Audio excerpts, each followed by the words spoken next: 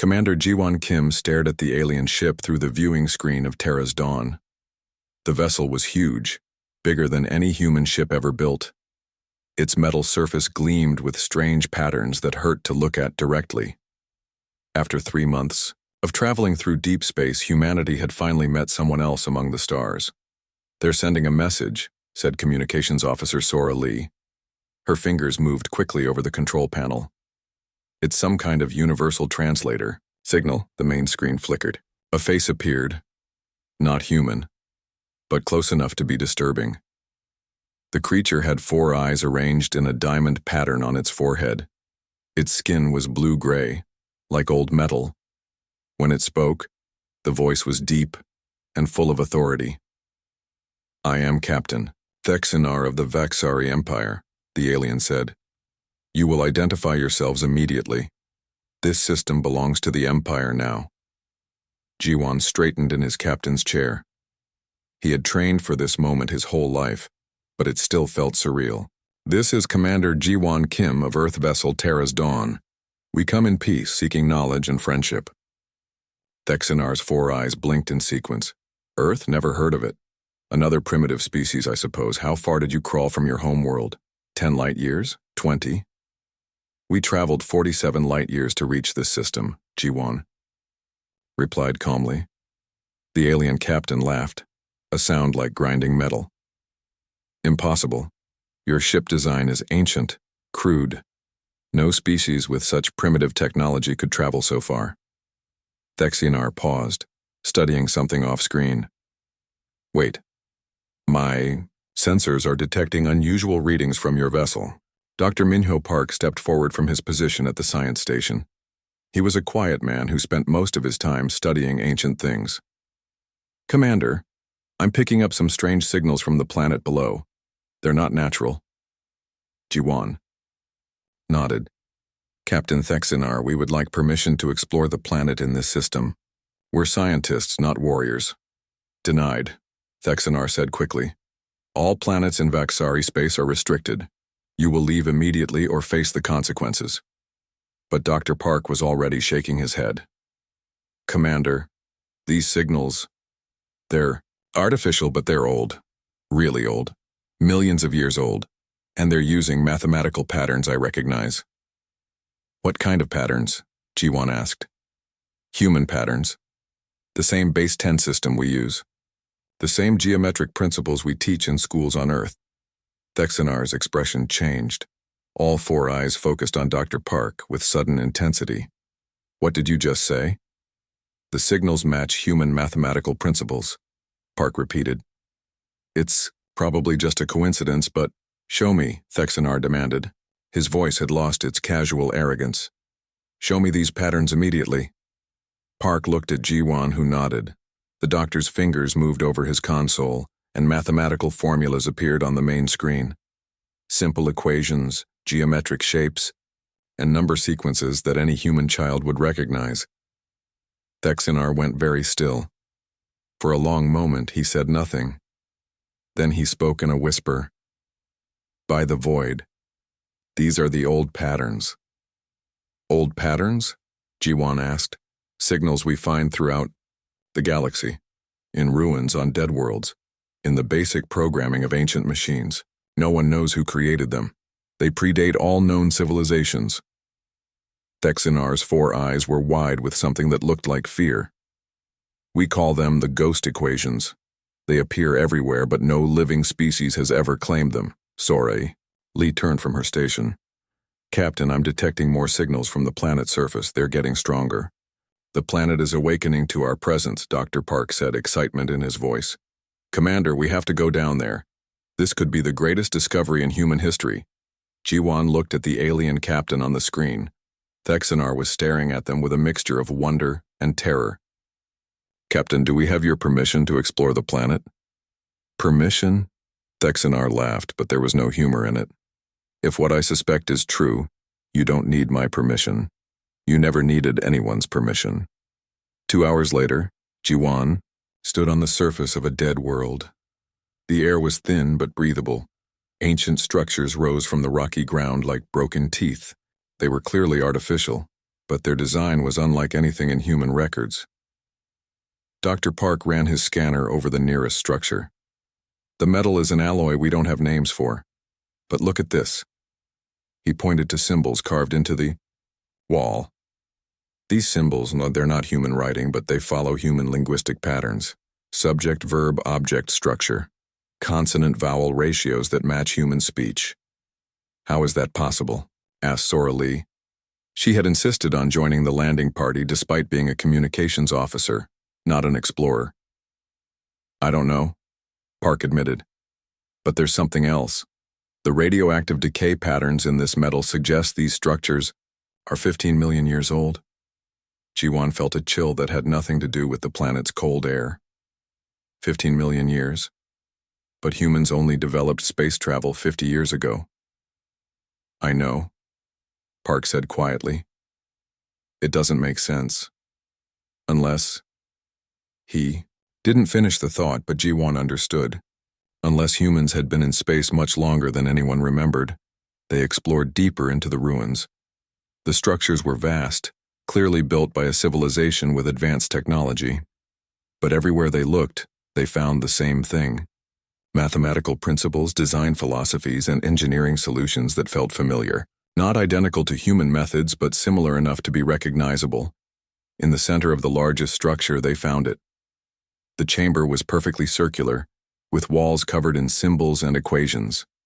In the center stood a pillar of black, metal that hummed with barely contained energy. As soon as Jiwan stepped into the room, the pillar began to glow. "Commander," Sora whispered. "It's responding to you." A hologram appeared above the pillar. It showed a human figure, or something very much like a human. The figure spoke in a language that sounded almost familiar, but not quite. Dr. Park's translator device clicked in Word. Then it spoke in clear English. "Awakened children detected. Beginning revival protocols, sending signal to dormant installations throughout the galaxy. The time of sleep is ending." The hologram looked directly at Jiwan with eyes that seemed to see into his soul. "Welcome home, little brother. The stars remember even if you have forgotten." Above them, through the chamber's transparent ceiling, they could see Thexinar's ship in orbit. It was joined by dozens of other alien vessels. Vexari reinforcements called by their captain's emergency signal, but the humans barely noticed. They were staring at the hologram, which continued to speak in its ancient voice. "The galaxy has changed much during our sleep. New species have risen. Old threats stir in the dark between stars. It is time for the children to remember who they truly are." The signal spread outward from the planet at the speed of light. Across hundreds of star systems, ancient machines that had slept for millions of years began to wake up. And on a small blue world called Earth, some humans began to dream strange dreams of stars and ships, and a vast empire they had never known they once ruled. Admiral Hyon Choi was drinking her morning coffee when the impossible happened. Through the window of Earth Defense Command, she watched as massive structures began rising from the ocean floors. The structures were made of materials that shouldn't exist, using technology that human science couldn't explain. "Admiral," called Lieutenant Yoonji Nam from the communications desk. "We're receiving reports from every major city on Earth. Ancient installations are activating everywhere. London, Tokyo, New York, Cairo, they're all reporting the same thing." Hyun set down her coffee cup with steady hands, though her heart was racing. "Show me." The main screen displayed feeds from around the world. In every major population center, crystalline towers were emerging from the ground. They rose smoothly and silently, as if the Earth itself was giving birth to them. The towers hummed with energy that made nearby electronics work better than they ever had before. "There's more," Yoonji continued. "Deep space monitoring stations report massive energy signatures appearing throughout the solar system. Something big is happening near Jupiter." Hyun nodded grimly. 3 days had passed since Commander Ji-won Kim's expedition had made contact with the ruins. Since then, everything had changed. Humans around the world were reporting strange dreams, sudden knowledge of technologies they had never studied, and an inexplicable understanding of star charts showing systems no human had ever visited. "Take us to Jupiter," Hyun ordered. "Full speed." The journey that should have taken weeks was completed in hours. Their ships moved faster than ever before, as if space itself was helping them along. When they reached Jupiter's orbit, Jan understood why. Floating in space near the gas giant was a structure the size of a small moon. It was clearly artificial, a vast shipyard with construction bays that could build vessels larger than anything in Earth's fleet. But it wasn't building human ships as they knew them. Dr. Taehyun Yoon, Earth's leading expert in theoretical physics, stared at his instruments in wonder. Admiral, the energy readings from that structure are off the charts. It's using controlled fusion at a level we thought was impossible, and it's manufacturing materials that don't exist in our periodic table. Is it friendly? Hyun asked. It's ours, Yoonji said suddenly. Everyone turned to look at the young lieutenant. Her eyes were wide with shock. I don't know how I know that, but it's ours. It belongs to humanity. It's been waiting for us. As if responding to her words, the shipyard sent a signal to their ship. The message was in perfect English. Welcome home, Admiral Choi. Beginning construction of vessels suitable for current human capabilities. Estimated completion time, 72 hours. Hyun felt her legs grow weak. Current human capabilities, what does that mean? Dr. Yoon was studying his readings with growing excitement. Admiral, I think it means the shipyard is building ships designed for humans as we are now, not as we were. Before. Before what? Hyun demanded. Before we forgot. Yoonji said quietly. I'm starting to remember things. Not my own memories, but older ones. Much older. We were. Different ones. Back on Earth, similar scenes were playing out in research facilities around the world. Dr. Minho Park had returned from the alien expedition with samples and data that were revolutionizing human understanding of their own history. But the biggest changes were happening to people themselves.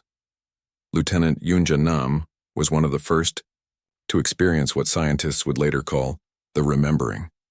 It began with dreams of flying between stars, of technologies that bent space and time, of a vast civilization that spanned hundreds of worlds. But these weren't fantasy dreams. They came with technical knowledge, mathematical formulas, and engineering principles that actually worked. I can see the blueprints, she told Dr. Park during one of her interviews. Not just for ships, but for entire space stations, planetary defense systems, even methods for transforming dead worlds into gardens. The knowledge is there, locked away in parts of my brain I never knew existed. Dr. Park nodded grimly. We've found similar patterns in the DNA samples we collected from volunteers. There are genetic sequences in human chromosomes that don't match anything in Earth's evolutionary history. They're artificial additions, but they're millions of years old. Added by whom? Yoonji asked. By us, Park said simply. By earlier versions of humanity. We modified ourselves for space travel, for longevity, for survival in hostile environments. Then we deliberately locked away most of those modifications. Why would we do that? Park showed her an ancient hologram they had recovered from the ruins. It displayed a map of the galaxy with thousands of star systems marked in blue. Because we controlled a third of the galaxy, and we chose to give it up. While humans on Earth struggled to understand their true nature, the galaxy's major powers were mobilizing for war. The Corvani Federation and the Ziltec hierarchy had been enemies for centuries, but the appearance of awakening human technology terrified them enough to form an alliance. Supreme Admiral Keithavar commanded the combined fleet from his flagship, the Worldbreaker. He was a veteran of dozens of interstellar conflicts, but he had never seen anything like the reports coming from his scouts. Tell me again about the human ship, he ordered his intelligence officer. A single vessel, Admiral, crew of maybe 200. They encountered a Corvani patrol fleet of 50 ships near the Rigel system. And? The human ship disabled all 50 vessels without firing a single weapon. Our ship simply stopped working. Engines shut down, weapon systems failed, even life support flickered. The human captain sent a message saying they wanted to talk, not fight. Keithavar's scaled hands tightened on his command chair. Impossible. No known technology could do that. That's not the worst part, the intelligence officer continued. After disabling our fleet, the human ship began transmitting technical specifications, complete blueprints for faster-than-light drives, energy weapons, and defensive systems. They were teaching us how to improve our own technology. Why would they do that? The human captain said they wanted to help us prepare for what's coming. What's coming? The intelligence officer's voice dropped to a whisper. Something they call the Devourers, sir. According to the human transmission, they're entities from outside our dimension that consume entire star systems. The humans claim they're already on their way. Kethvar stood up slowly. He had built his career on understanding threats and eliminating them, but this was beyond anything he had prepared for. How long do we have? Unknown, sir. But the humans are sharing their technology freely with anyone who asks. They say we'll need every advantage we can get. On the human ship that had so easily defeated the Corvani patrol, Captain Jamin Kang sat in his ready room staring at star charts that showed things no human should know.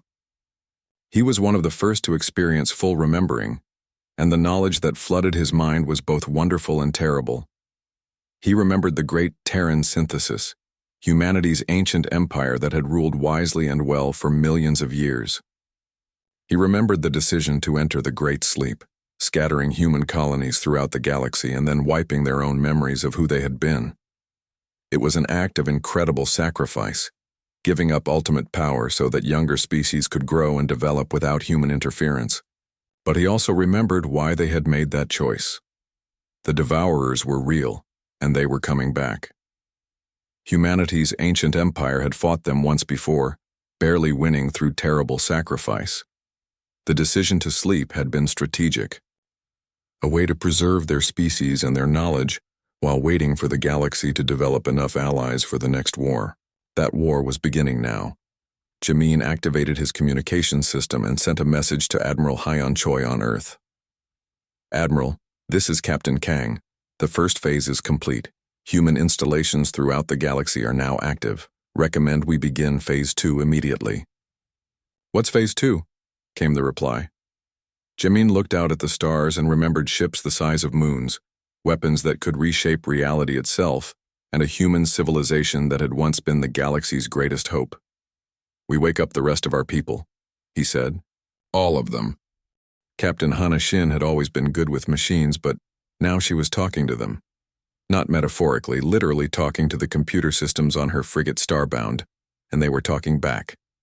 The engine modifications are complete, she said to her engineering console, and the console responded with a cheerful beeping pattern that somehow conveyed satisfaction. Her crew watched in amazement as their small patrol ship transformed around them. Hull plates shifted and realigned. New weapon systems emerged from spaces that hadn't existed moments before. The fusion reactor that had powered them for 5 years was replaced by something that drew energy directly from space itself. Captain, called Lieutenant Do-Hyun Park from his navigation station. We're receiving a distress signal from the Centauri colony. They're under attack by a massive alien fleet. Hana felt knowledge flow into her mind. Star charts, tactical information, and combat strategies that she had never learned, but somehow understood completely. The remembering was happening to more and more humans every day, and she was one of the lucky ones who gained military knowledge. How massive? She asked. 300 ships, Captain. The colonists don't stand a chance. Hana smiled, and her crew would later say it was the most terrifying expression they had ever seen on a human face. Set course for Centauri. Maximum speed. Captain, we're just one ship against 300. No, Hana interrupted. We're not just one ship anymore. The journey to Centauri took 6 hours instead of the usual 3 days. The Starbound moved through space in ways that violated every law of physics the crew knew. Sometimes they seemed to jump between locations instantly. Other times they flew faster than light while somehow remaining visible to their own sensors. When they reached Centauri, they found the alien fleet surrounding the colony world. The attackers were Vorthan, a species known for their ruthless efficiency and powerful weapons. Their ships were black and angular, designed to inspire fear as much as to fight. This is Admiral Korath of the Vorthan Collective, came the transmission. Human vessel, you will withdraw immediately or be destroyed. We are claiming this world for the Collective. Hana stood up from her captain's chair, and as she did, she felt her consciousness expand. Suddenly, she was aware not just of her own ship, but of the entire battle space around her. She could sense the Vorthan ships like bright spots in her mind, could feel their weapons charging, could almost read the thoughts of their crews. This is Captain Hana Shin of the Terran vessel Starbound. You will cease your attack on the colony immediately and withdraw from this system. Korath's laughter echoed through the communication channel.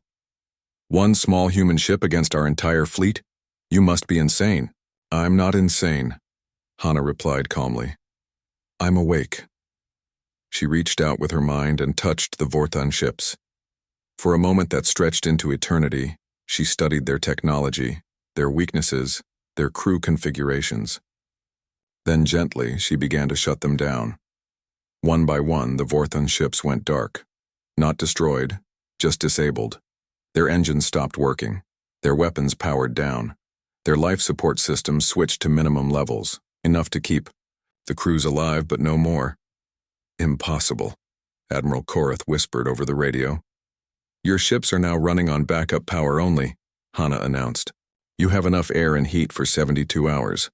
I suggest you use that time to reconsider your priorities. On Earth, Professor Sunho Bay was making discoveries that changed everything humanity thought it knew about itself. The ancient databases, recovered from the ruins, contained terabytes of information about human history, but not the kind of history found in textbooks. We weren't always like this, he told the emergency session of the World Council. Modern humans, what we call Homo sapiens, are actually the result of genetic modification. We're the descendants of an earlier human species that existed millions of years ago. President Martinez leaned forward in her chair.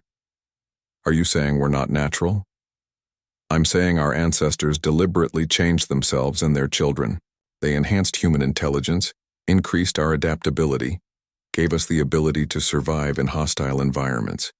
But they also added genetic locks, safeguards that would keep most of these abilities dormant until they were needed again. Why? Would they do that? Asked the Chinese representative. Professor Bay activated a hologram showing the galaxy as it had been 15 million years ago. Most of it was colored blue. Because they ruled most of the known galaxy, and they realized their power was preventing other species from developing. So they made the ultimate sacrifice. They chose to forget who they were and what they could do. That seems unlikely, the Russian delegate objected. No species would voluntarily give up such power. Humans would, Bay said simply. It's what we do. We sacrifice ourselves for others. It's literally built into our genetic code now. The same modifications that gave us enhanced intelligence also enhanced our capacity for empathy and selflessness. Dr. Yaren Choi, working in a laboratory beneath Geneva, had found something even more disturbing in the ancient records. The human empire hadn't just chosen to sleep. They had been forced to by something much worse than conquest or defeat. They called them devourers, she reported to Professor Bay. Entities from outside our dimension that consume not just matter and energy, but space and time itself. They don't conquer worlds, they unmake them, turning them into nothing at all. Are they real? Bay asked. According to these records, they destroyed approximately 30% of the galaxy before the human empire found a way to stop them. The victory came at a terrible cost. Most of human civilization was sacrificed in the final battle. How did they win? Choi's face was pale as she read from the ancient texts. By using human consciousness as a weapon. Apparently, human minds have a unique ability to impose order on chaos, to force reality to conform to certain patterns. The ancient humans weaponized their own thoughts, creating what they called reality anchors that could prevent the devourers from unmaking space-time. And after they won, they realized the devourers would eventually return, so they went into hibernation, scattering their descendants across the galaxy and waiting for the next invasion. The genetic locks were designed to open when the threat returned. As if summoned by her words, alarms began sounding throughout the facility. Emergency broadcasts flooded every communication channel on Earth. Massive distortions were appearing at the edge of the solar system. Something was coming through from another dimension, and the space around it was simply ceasing to exist. Captain Isul Ryu was aboard the diplomatic vessel Harmony when the first reports arrived. She had been negotiating with the Corvani Federation, trying to convince them that humanity posed no threat despite their awakening abilities. "Captain," her communications officer announced, "we're receiving emergency transmissions from Earth. Something's happening at the edge of the solar system." The main screen showed long-range sensor data from Earth's deep space monitors. Where there had once been empty space, there was now nothing. Not darkness, not vacuum, but an absence so complete that sensors couldn't even detect it. "What are we looking at?" asked the Corvani ambassador, Ambassador Vexhai. Isul felt cold knowledge flow into her awakening mind. Memories that weren't her own showed her similar scenes from millions of years ago. "We're looking at the beginning of the end," she said quietly. "Unless we stop it." "Stop what?" "The Devourers are back." On the bridge of his flagship, Supreme Admiral Kethvar received reports that defied understanding. His long-range scouts reported that 3 entire star systems had simply vanished from existence. Not destroyed, not conquered, gone, as if they had never been there at all. "Admiral," his tactical officer reported, "the human ships are changing course. All of them are converging on the edge of their solar system." "Are they fleeing?" "No, sir. They're forming defensive positions." "And, Admiral, they're broadcasting technical specifications again. This time it's defensive technologies, shield modifications, and something called reality stabilizers." Kethvar studied the data flooding in from human transmissions. The technology was beyond anything his species had ever imagined, but the humans were sharing it freely with anyone willing to listen. "They're preparing for a war," he realized, "and they want us to help them fight it." His communication officer looked up from her station. "Sir, we're receiving a direct transmission from the human commander. She says her name is Admiral Hyon Choi, and she wants to speak with all Allied fleet commanders immediately." "Put her through," Kethvar ordered. Admiral Choi's image appeared on the main screen. She looked tired but determined, and there was something in her eyes that Kethvar had never seen before. The weight of millions of years of memory. "Admiral Kethvar, I'm transmitting coordinates for a joint defense fleet staging area. We need every ship you can spare." "Why should the Corvani Federation fight alongside humans?" Kethvar asked. Choi's smile was sad and knowing.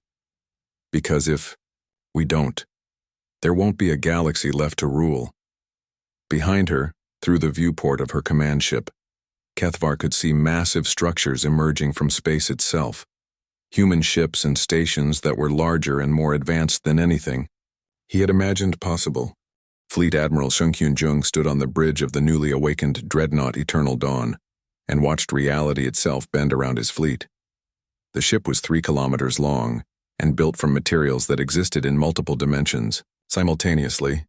When it moved, space folded around it like water around a stone. "Admiral," reported Commander Minji-Oh from the tactical station, "the Devourer scouts have engaged our forward positions. They're not like anything we've fought before." The main screen showed the battle at the edge of human space.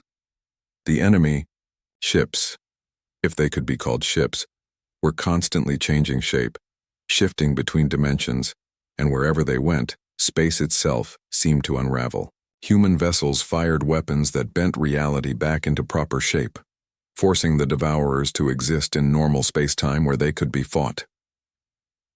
"How are our allies holding up?" Jung asked. "The Corvani and Ziltec fleets are adapting quickly to the reality stabilizer technology we shared. Their ships are now anchored to normal space-time and can engage the Devourers effectively." Commander O paused, studying her readings. "Admiral, I'm detecting massive energy signatures from the Devourer side. Something big is coming through." Jung nodded grimly. The knowledge flowing through his awakened mind told him what to expect. The scout ships were just the beginning. Soon would come the harvest fleets, followed by the Void Titans, and finally the Consume All That Is, an entity so large and powerful that it could unmake entire solar systems by thinking about them. Dr. Yaren Choi was no longer just a scientist. The remembering had awakened abilities in her that she was still learning to control. She could see patterns in quantum foam, manipulate probability at the subatomic level, and most importantly, she could sense the Devourer's true nature. They're not evil, she told the emergency council aboard the command station orbiting Earth. Evil implies choice, implies some kind of moral framework. These things are more like cancer. They consume because that's what they are. They can't choose to stop any more than fire can choose not to burn. General Woojin Lim, who commanded the ground-based defenses of Earth, studied the tactical displays with growing concern. Dr. Choi, our forces report that normal weapons are useless against Devourer infantry units. Bullets, energy beams, even nuclear weapons just pass through them. That's because they're not fully present in our dimension, Yaren explained. But awakened humans can fight them. Our consciousness can force them to exist in normal space long enough to be destroyed. She demonstrated by reaching out with her mind toward a holographic projection of a Devourer soldier. The image solidified, became more real, and suddenly the hologram caught fire from the projector's laser array. Human minds can impose order on chaos, she continued. It's our greatest weapon and our heaviest burden. We can literally think reality into the shape we want it to be. Captain Isil Ryu was discovering this truth firsthand aboard her diplomatic vessel. The ship had been transformed by awakening technology into something that was part spacecraft, part living organism, and part weapon of mass reconstruction. When Devourer forces attacked the ship, she didn't fight them with weapons. She convinced reality that they didn't belong there.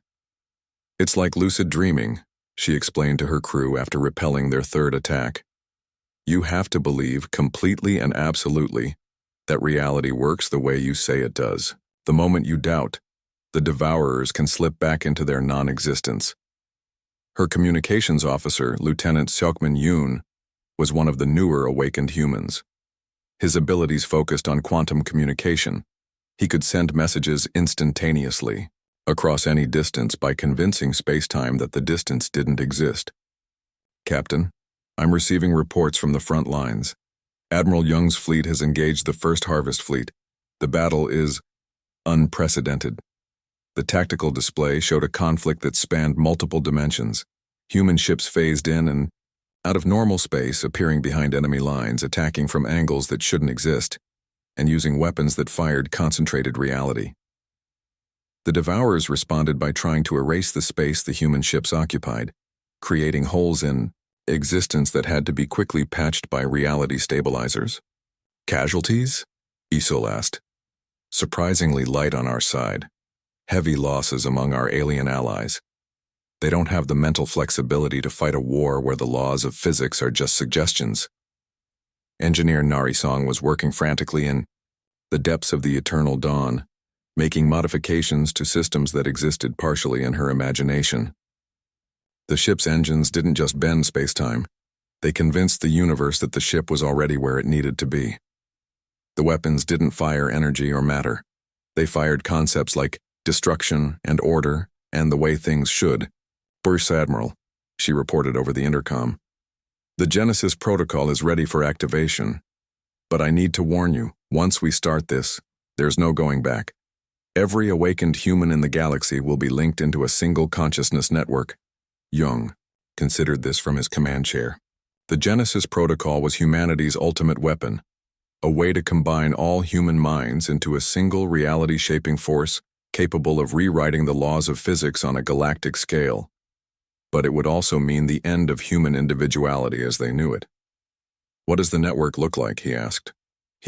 Imagine every human mind as a star, connected by streams of shared consciousness.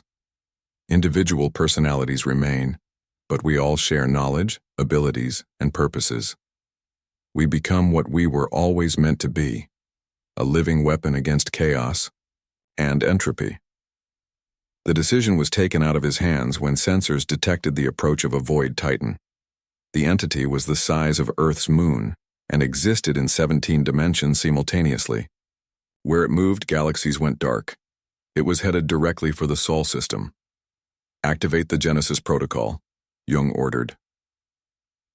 Across the galaxy, every awakened human suddenly felt their consciousness expand. Dr. Yaren Choi, working in her laboratory, gasped as she suddenly became aware of every human mind within 1,000 light years. Captain Hana Shin, fighting devourer boarding parties on her frigate, found herself drawing on the combat experience of 10,000 other human soldiers. Professor Sunho Bei, studying ancient records on Earth, gained access to the memories of the humans who had written those records 15 million years ago. But the greatest change was felt by Admiral Hyun Choi, who found herself at the center of the network. Through her, the collective will of awakened humanity focused on the approaching Void Titan. "I can see it," she reported to the fleet. "It's not just a ship or a creature. It's a living equation that describes the end of everything. It's chaos, given form and purpose." The combined human fleet engaged the Void Titan at the edge of the solar system. The battle was fought not with weapons but with competing interpretations of reality. The Titan projected entropy, decay, and non-existence. Humanity projected order, creation, and the absolute certainty that life would continue.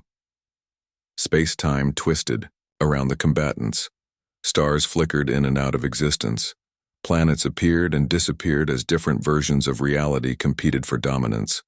But slowly, gradually, human determination began to win. "It's working," Admiral Young reported. "The Titan is being forced back into normal space-time. We can hurt it now." But Dr. Choi had made a disturbing discovery while linked to the collective consciousness. "Admiral, there's something else coming. Something much worse than the Void Titan." "What could be worse than that?" "The thing that created the Devourers in the first place. The source of all entropy and chaos in the universe. It's been sleeping in the space between dimensions, and our battle with the Titan is waking it up." Through the quantum communication network, every human in the galaxy heard her next words. "We're about to face the enemy that destroyed the original human empire. The thing our ancestors couldn't defeat, only delay." "What is it?" Jung asked. Dr. Choi's voice was filled with ancient memories and terrible knowledge. "The heat death of the universe, given consciousness and malice. The thing that will exist, when all the stars have burned out and all matter has decayed. It's the final entropy, and it's decided that waiting billions of years for the universe to end naturally is taking too long." The Void Titan, realizing it was outmatched, began broadcasting a signal into dimensions beyond normal space-time. Across the galaxy, every species with advanced sensors detected massive distortions appearing in the deepest parts of space. Something unimaginably vast was stirring to wakefulness. Commander Seojin Yu, monitoring communications aboard the Eternal Dawn, turned pale as he translated the Titan's broadcast. "Admiral, it's calling for help, and something is answering." The final battle was about to begin.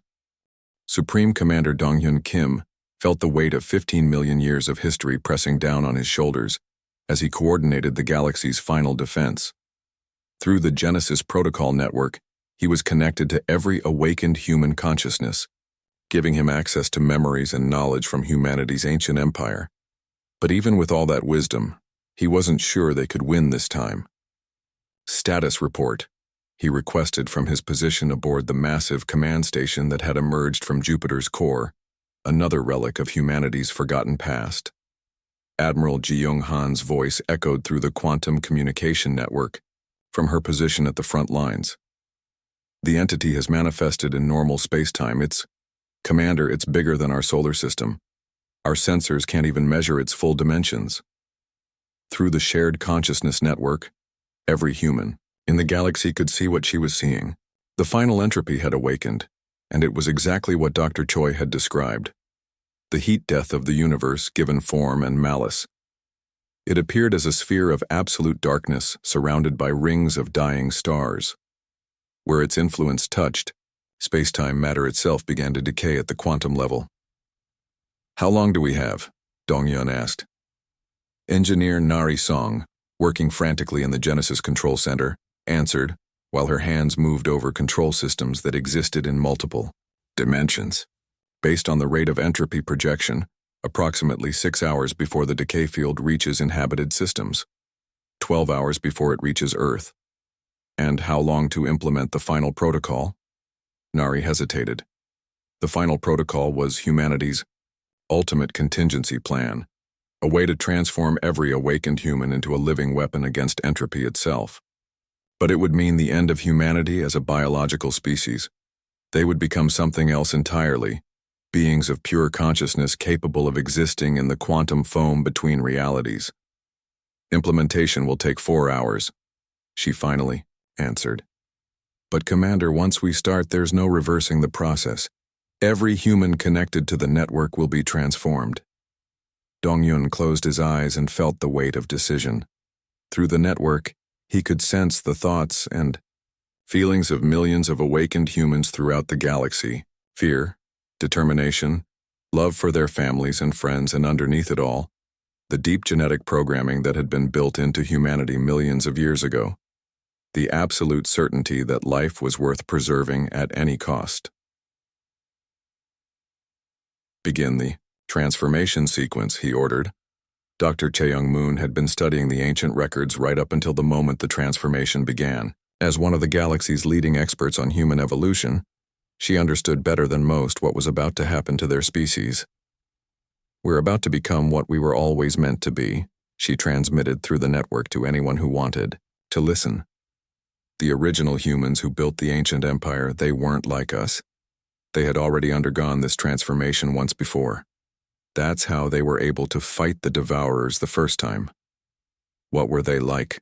Asked Captain Hana Shin, even as she felt her own consciousness beginning to expand and change.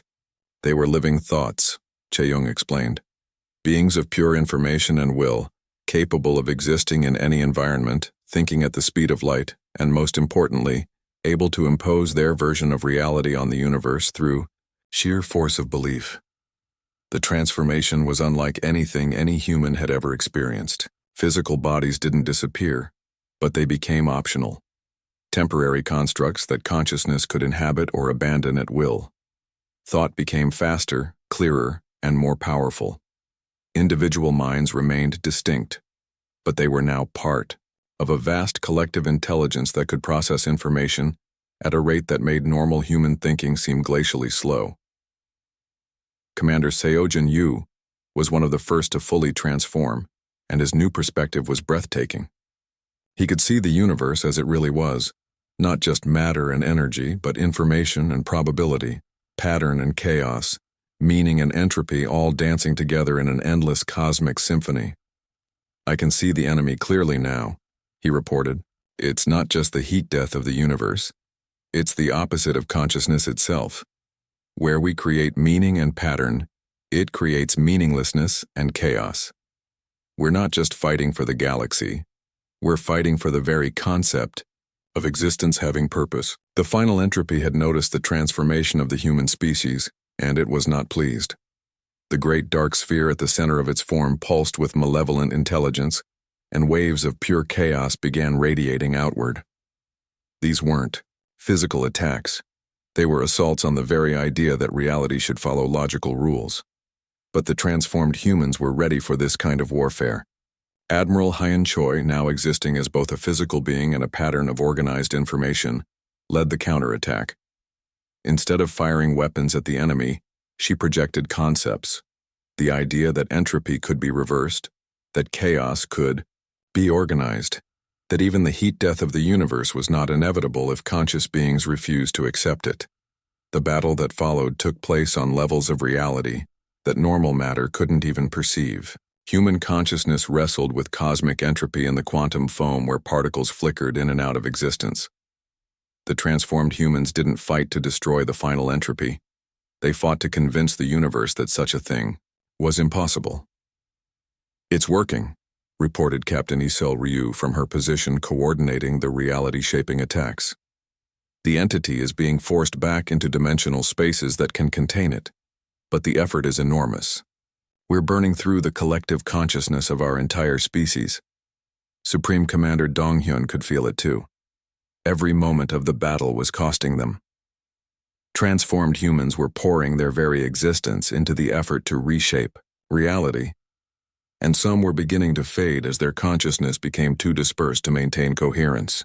How much longer? He asked Engineer Nari Song. The entropy decay field has stopped expanding, she reported.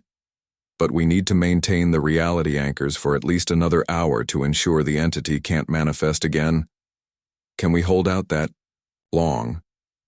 Nari's answer came through the network filled with grim determination. We have to. If we fail now, not just this galaxy but every galaxy in the local cluster will be consumed by entropy. This is literally the last stand of organized matter against cosmic chaos. The final hour was the longest in human history. Transformed consciousness after transformed consciousness threw themselves into the battle, becoming living weapons against the concept of universal death. Some faded away entirely, their patterns dissolving into the quantum static. Others held on by merging with the collective, losing their individual identity but adding their strength to the whole. Dr. Yeren Choi, now existing as pure organized information, made the crucial discovery that turned the tide. The entity isn't actually the heat death of the universe, she broadcast to every human mind in the network. It's fear of that death-given consciousness. It's what happens when a universe becomes aware that it will someday end, and that awareness becomes so overwhelming that it tries to hurry the process along. How does that help us? Admiral Jung asked, even as he poured his own consciousness into maintaining a reality anchor that prevented 3 star systems from dissolving into quantum foam. Because fear can be overcome, Yeren replied. Not destroyed, not defeated, but transformed into something else. We don't have to destroy this entity. We have to teach it that endings aren't always bad, that sometimes things end so that new things can begin. The idea spread through the human network like wildfire. Instead of fighting against the final entropy, they began showing it patterns of renewal. Stars that died and were reborn as new stars. Civilizations that fell and gave rise to greater civilizations, universes that ended in heat death only to spawn new universes in the quantum fluctuations that followed. The great dark sphere that was the heart of the enemy began to change. The malevolent intelligence that had driven it to consume everything started to understand that entropy wasn't just about endings. It was also about beginnings. The heat death of one universe was the birth cry of the next. Slowly, gradually, the final entropy stopped fighting against reality and began working with it. The decay fields reversed, restoring matter that had been dissolved back to its original form. The dimensional rifts that had allowed devourer forces into normal space-time began to seal themselves. It's over, Supreme Commander Donghyun announced to the galaxy. The immediate threat is ended. But as the transformed humans began to assess the cost of victory, they faced a new choice. The transformation that had allowed them to fight cosmic entropy couldn't be easily reversed. They could return to biological form, but they would lose most of their enhanced abilities. They could remain as beings of organized consciousness, but they would be fundamentally different from the species they had been. Dr. Chae-Young Moon, studying the options with a mind that could now process information at quantum speeds, presented the final choice to her people. We can return to what we were before, accepting that we'll forget most of what we've learned and experienced. The galaxy will be safe, but humanity will once again become a normal biological species.